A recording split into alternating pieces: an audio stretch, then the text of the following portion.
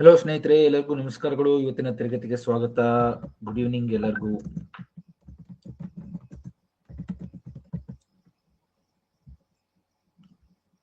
Audio video check ಮಾಡಿ. ಎಲ್ಲರೂ ಕೇಳಿಸ್ತಾ ಇದೆಯಾ?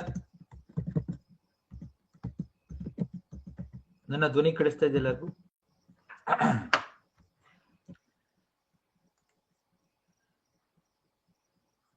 ಎಲ್ಲರಿಗೂ ಇವತ್ತಿನ ತರಗತಿಗೆ ಸ್ವಾಗತ ಸ್ನೇಹಿತರೆ.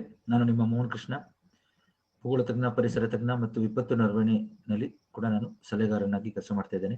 ಇವತ್ತಿನ ತರಗತಿಗೆ ಸ್ವಾಗತ ಎಲ್ಲರಿಗೂ. ತಮ್ಮೆಲ್ಲರಿಗೂ ಗೊತ್ತಿರೋ ಹಾಗೆ ಜಾಗ್ರಫಿ ಮತ್ತು ಎನ್ವೈರನ್ಮೆಂಟ್ ಕೋರ್ಸ್ ಅನ್ನು ನಾವು ಮಾಡ್ತಾ ಇದ್ದೀವಿ.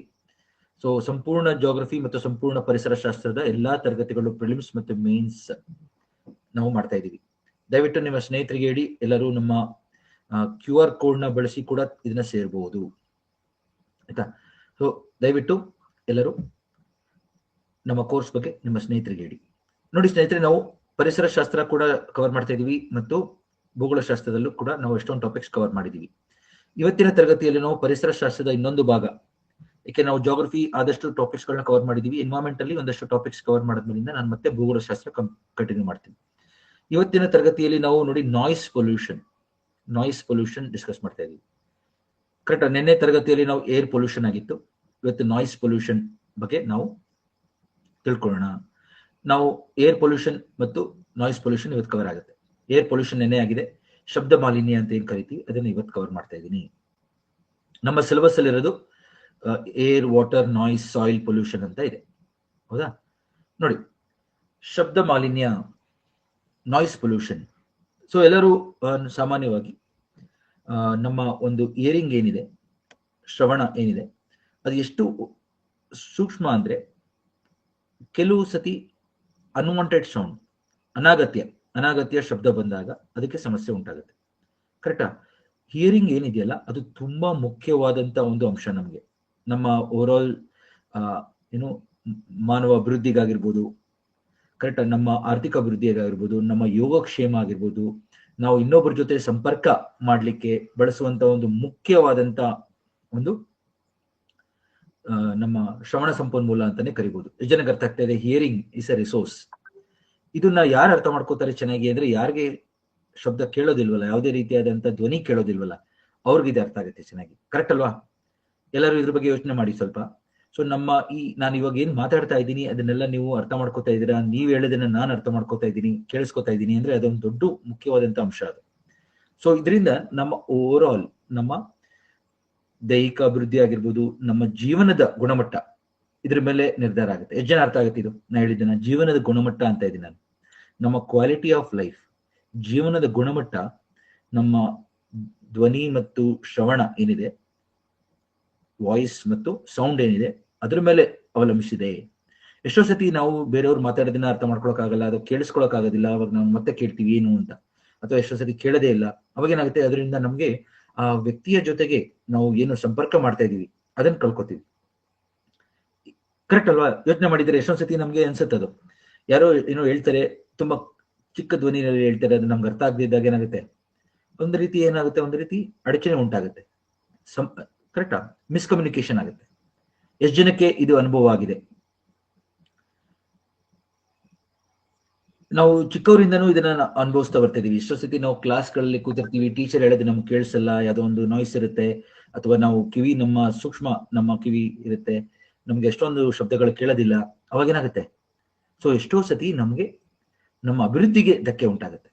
R you able to understand? ನಾ ಹೇಳ್ತಾ ಇರೋದು ಅರ್ಥ ಆಗ್ತಾ ಇದೆ ಎಲ್ಲರಿಗೂ? ಎಷ್ಟು ಸಿಂಪಲ್ ಆಗಿದೆ ಈ ಟಾಪಿಕ್, ಹಂಗೆ ಅಷ್ಟೇ ಸೂಕ್ಷ್ಮವಾದಂತ ಟಾಪಿಕ್ ಇದು. ಸೊ ಶಬ್ದ ಮಾಲಿನ್ಯ ಅನ್ನೋದೇನಿದೆ, ನಮ್ಮ ಇಡೀ ಜೀವನದ ಮೇಲೆ ಪರಿಣಾಮ ಬೀರುತ್ತಿದೆ. ಸೊ ಅನಾಗತ್ಯವಾದಂತ ಶಬ್ದಕ್ಕೆ ನಾವು ನಾಯ್ಸ್ ಅಂತ ಕರಿತೀವಿ. ಅರ್ಥ ಆಯ್ತಾ ಸ್ನೇಹಿತರೆ ಎಲ್ಲರಿಗೂ? ಸೊ ಇದು ಯಾವುದೇ ಒಂದು ಕನ್ಸ್ಟ್ರಕ್ಷನ್ ಆಕ್ಟಿವಿಟಿಯಿಂದ ಬರೋ ಸೌಂಡ್ ಆಗಿರ್ಬೋದು, ಪಟಾಕಿ ಶಬ್ದ ಆಗಿರ್ಬೋದು, ವಾಹನಗಳಿಂದ ಬರುವಂತ ಶಬ್ದ ಆಗಿರ್ಬೋದು, ಅದು ಓವರ್ ಆಲ್ ನಮ್ಮ ಜೀವನದ ಗುಣಮಟ್ಟದ ಮೇಲೆ ಪರಿಣಾಮ ಬೀರುತ್ತೆ. Do you all agree? ಒಪ್ತೀರಾ ಇದನ್ನ? ನಾ ಇವಾಗ ಏನು ಎಷ್ಟು ಹೇಳಿದ್ನಲ್ಲ ಅದ್ರ ಬಗ್ಗೆ ನಿಮ್ಗೆ ಏನ್ ಅಭಿಪ್ರಾಯ ಇದೆ ಹೇಳಿ. ಸೊ ನೀವು ಎಷ್ಟೊಂದ್ ಸತಿ ನೋಡಿರ್ತೀರಾ, ನಮ್ಗಿಂತ ಎಷ್ಟೊಂದು ಸೂಕ್ಷ್ಮ ಜೀವಿಗಳಿದಾವೆ, ಪ್ರಾಣಿಗಳಿದಾವೆ, ಅವುಗಳ ಮೇಲೂ ಕೂಡ ಶಬ್ದ ಮಾಲಿನ್ಯದಿಂದ ಸಮಸ್ಯೆ ಉಂಟಾಗ್ತದೆ. ಎಸ್ಪೆಷಲಿ ನಮ್ಮ ಮನೆಗಳಲ್ಲಿ ಇರುವಂತ ನಾಯಿ, ಬೆಕ್ಕಾಗಿರ್ಬೋದು. ಅವುಗಳಿಗೆ ನಮ್ಗಿಂತನೂ ಜಾಸ್ತಿ ಸೂಕ್ಷ್ಮವಾಗಿರುತ್ತೆ ಶ್ರವಣಕೋಶ. ಕರೆಕ್ಟ್, ಅವುಗಳಿಗೂ ಇನ್ನೂ ಜಾಸ್ತಿ ಸಮಸ್ಯೆಯನ್ನು ಉಂಟಾಗುತ್ತೆ. ಎಲ್ಲರಿಗೂ ಕೇಳಿಸ್ತಾ ಇದೆ ಸ್ನೇಹಿತರೆ? Am I able to convey the message? ಇದರದ್ದು ಮುಖ್ಯ ಅಂಶವನ್ನು ನಾನು ಇವಾಗಲೇ ಹೇಳ್ಬಿಡ್ತಾ ಇದ್ದೀನಿ. ಶಬ್ದ ಮಾಲಿನ್ಯ ಅನ್ನೋದೇನಿದೆ ನಮ್ಮ ಓವರ್ ಆಲ್ ಜೀವನದ ಗುಣಮಟ್ಟದ ಮೇಲೆ ಪ್ರಭಾವ ಬೀರುತ್ತೆ ಅಂತ ಹೇಳ್ತಾ ಇದ್ದೀನಿ. ನಮ್ಮ ಆರೋಗ್ಯದ ಮೇಲೆ ಪ್ರಭಾವ ಬೀರುತ್ತೆ ಅಂತ ಇದ್ದೀವಿ. ಒಂದು, ನಮಗೆ ಸರಿಯಾಗಿ ಕೇಳದೇ ಇದ್ದಾಗ ಒಂದು ಮಿಸ್ಕಮ್ಯುನಿಕೇಶನ್, ಸರಿಯಾದ ಒಂದು ಸಂಪರ್ಕ ಆಗೋದಿಲ್ಲ ಆ ವ್ಯಕ್ತಿಯ ಜೊತೆಗೆ. ಇನ್ನೊಂದು, ತುಂಬಾ ಜಾಸ್ತಿ ಸೌಂಡ್ ಬಂದಾಗ ಏನಾಗುತ್ತೆ, ಅದರಿಂದ ನಮಗೆ ಹಿಯರಿಂಗ್ ಲಾಸ್ ಆಗ್ಬೋದು, ಆಂಗ್ಸೈಟಿ ಹೆಚ್ಚಾಗ್ಬೋದು.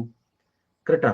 ಜೊತೆಗೆ ಹಾರ್ಟ್ ಬೀಟ್ ಹೆಚ್ಚಾಗ್ಬೋದು, ಬ್ಲಡ್ ಪ್ರೆಷರ್ ಹೆಚ್ಚಾಗ್ಬೋದು, ಹಾರ್ಟ್ ಸಮಸ್ಯೆಗಳು ಬರ್ಬೋದು. ಇದರಿಂದ ನಮ್ಮ ನಿದ್ದೆ ಹಾಳಾಗ್ಬೋದು. ಕರೆಕ್ಟಾ? ನಿದ್ದೆಯ ಗುಣಮಟ್ಟ ಹಾಳಾಗ್ಬೋದು.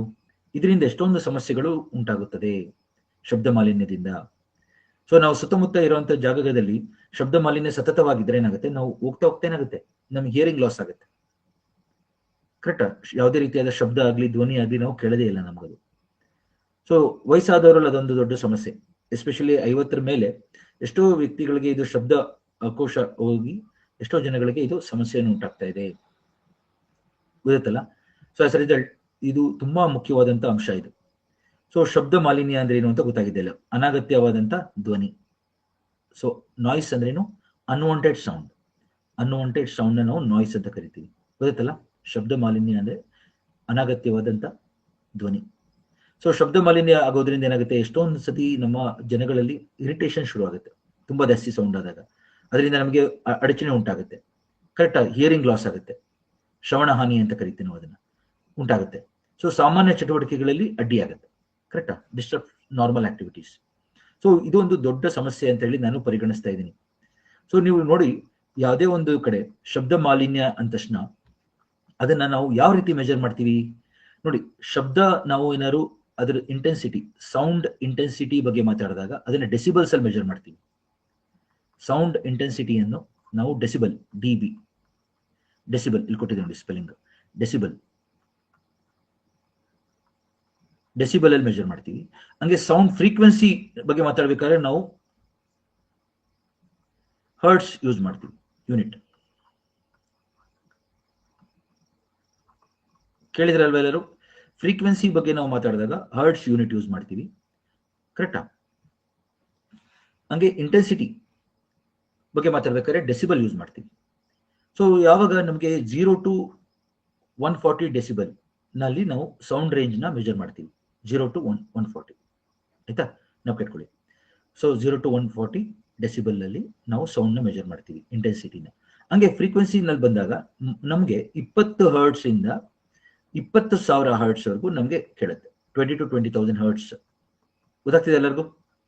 20 to 20,000 ಹರ್ಟ್ಸ್ ವರೆಗೂ ನಮಗೆ ಕೇಳುತ್ತೆ. ಲೆಸ್ ದೆನ್ 20 ಡೆಸಿಬಲ್ ಕೇಳಲ್ಲ, ಮೋರ್ ದೆನ್ 20,000 ಹರ್ಟ್ಸ್ ಕೇಳಲ್ಲ ನಮಗೆ, ಆಯ್ತಾ? ಸೊ ನಾವು ಕೆಟ್ಕೊಳ್ಳಿದ್ದೀನ. ಸೊ ಈ ಡೆಸಿಬಲ್ ಚಾರ್ಟ್ ಅಲ್ಲಿ 0 to 140 ಡೆಸಿಬಲ್ ನಾನು ಮೆಜರ್ ಮಾಡಿದಾಗ ಯಾವುದೇ ಒಂದು ಧ್ವನಿ 75 ಡೆಸಿಬಲ್ ಕ್ರಾಸ್ ಮಾಡಿದ್ರೆ ಅದನ್ನ ನಾವು ಸೌಂಡ್ ಅಂತ ಕರಿತೀವಿ, ಅದನ್ನ ಹಾರ್ಮ್ಫುಲ್ ಅಂತ ಕನ್ಸಿಡರ್ ಮಾಡ್ತೀವಿ. ಸೊ 75 ಡೆಸಿಬಲ್ಗಿಂತ ಜಾಸ್ತಿ ಏನೇ ಒಂದು ಸೌಂಡ್ ಬಂದ್ರು it's going to harm us, ನಮಗೆ ತೊಂದರೆ ಉಂಟಾಗುತ್ತದೆ. ನಾವು ಕಟ್ಕೊಳ್ಳೋದಿನ 75 ಡೆಸಿಬಲ್ಗಿಂತ ಜಾಸ್ತಿ ಬಂದಾಗ, ಮೀರಿದಾಗ ನಮಗೆ ಅದು ಹಾನಿ ಉಂಟಾಗುತ್ತೆ. ಅದೇ 120 ಡೆಸಿಬಲ್ ಎಲ್ಲ ಆದಾಗ ಅದರಿಂದ ತುಂಬಾನೇ ಸಮಸ್ಯೆ ಆಗುತ್ತದೆ, ಹಾರ್ಟ್ ಅಟ್ಯಾಕ್ ಆಗೋದೆಲ್ಲ ಆಗ್ಬೋದು, ಕರೆಕ್ಟಾ? ಸೊ ದಿನದಲ್ಲಿ, ಹಗಲಿನಲ್ಲಿ 65 ಡೆಸಿಬಲ್ಗಿಂತ ಕಡಿಮೆ ಇರಬೇಕು ಶಬ್ದ, ನಮಗೆ ನಾರ್ಮಲ್ ಅಂತಾರೆ. ರಾತ್ರಿ ಹೊತ್ತು 30 ಡೆಸಿಬಲ್ಗಿಂತ ಕಡಿಮೆ ಇದ್ರೆ ಒಳ್ಳೇದು. ಕೆಲವೊಮ್ಮೆ ಏನಾಗುತ್ತೆ, ನಾವು ರಾತ್ರಿ ಹೊತ್ತು ಸೌಂಡ್ ಜಾಸ್ತಿ ಆದಾಗ ಏನಾಗುತ್ತೆ, ನಮ್ಗೆ ನಿದ್ದೆ ಹಾಳಾಗುತ್ತೆ, ಇರಿಟೇಷನ್ ಆಗುತ್ತೆ, ಕರೆಕ್ಟ್ ಆಂಗ್ಸೈಟಿ ಎಷ್ಟಾಗುತ್ತೆ, ಎಷ್ಟೊಂದು ಜನ ಗಾಬರಿ ಆಗುತ್ತೆ, ಅವೆಲ್ಲ ಉಂಟಾಗೋದು ನಾವು ನೋಡಿದೀವಿ. ಶಬ್ದ ಮಾಲಿನ್ಯ ಅಳಿಯುವುದು ಯಾವ ರೀತಿ ಅಂತ ಹೇಳಿದ್ದೀನಿ ನಾನೀಗ. ಎಷ್ಟು ರೇಂಜ್ ಏನು? 0 ಡೆಸಿಬಲ್ ಟು 140 ಡೆಸಿಬಲ್ ರೇಂಜ್ ಅಲ್ಲಿ ನಾವು ಮೆಜರ್ ಮಾಡ್ತೀವಿ, ಆಯ್ತಾ? ಸೊ ಲೆಸ್ ದೆನ್ 65 ಡೆಸಿಬಲ್ ಇದ್ರೆ it's normal, very good during the day. 30 ಡೆಸಿಬಲ್ಗಿಂತ ಕಡಿಮೆ ಇರಬೇಕು ರಾತ್ರಿ ಹೊತ್ತು, ಓಕೆ?